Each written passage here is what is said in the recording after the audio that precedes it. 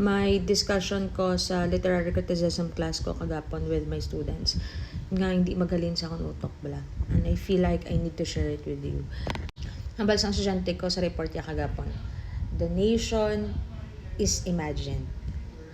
Let me repeat that. The nation is imagined. Okay? What does it mean? Una sa tanan, that concept was coined by Benedict Anderson sa iya libro nga Imagined Communities. And dira na forward ya that the concept of a nation is not real. Hindi siya tuod. Meaning, when you zoom out, kung nato kabi sa outer space, wala kami makita nga kudal sa palibot sang Pilipinas nga gin-construct ang Ginoo, and they would say, okay guys, amo ni nga kudal ha, this is the Philippines. Amo ni nga circle nga pulo sa dalom sang Pilipinas, this is Indonesia. Amo ni sa babaw sang Pilipinas, Japan ni. Wala label. If you really think about it, there's no label that divided the nations into whatever nation they are now.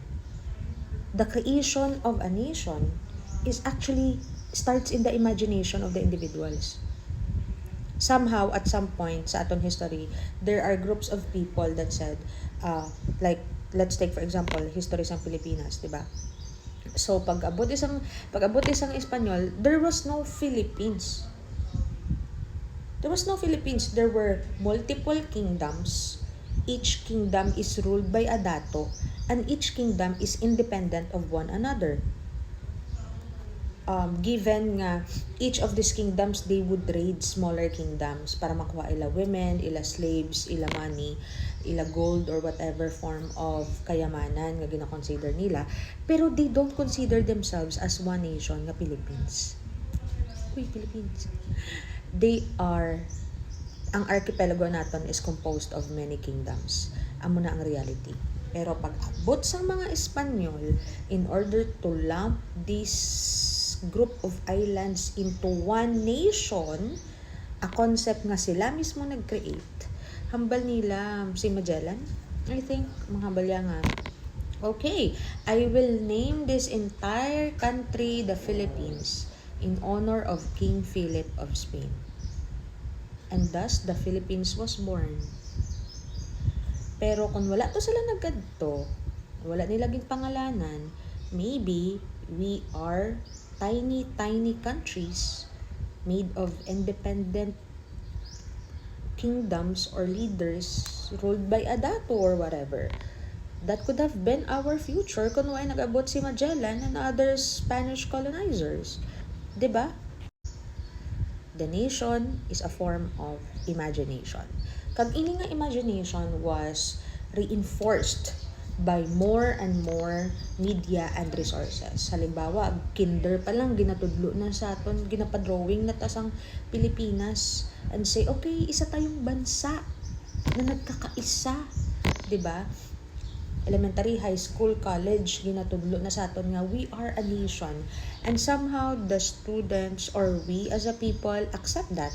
Okay, we are a nation. But if you really think about it, there is no such thing as nation. A nation is a form of imagination. Wala China, wala Iran, wala US. 'Di ba? Those things are born from the head of the people. And what's curious about ideas nga ara sa utok sang tawo, it's just that the easier you create idea, the easier it is as well to break it. So for example, we are Philippines. Baka sa akong mga estudyante, kung Pilipinas ta subong and everybody in the Philippines think we are the Philippines. Tapos may nagkadto nga alien. Tas hambal siya. Pamatsyon ko kamo tanan unless mahambal kamo nga hindi na kamo Pilipinas. You will be called kadagat kadutaan ni RV. Is that possible? Definitely. 'Di ba? Because the concept of a nation, ara lang siya sa aton utok. And ang idea, kung ara lang siya sa aton utok, if you can create an idea, you can easily break it. Kung padalman mo, why do we need to lay down our lives for a nation kung idea lang sa.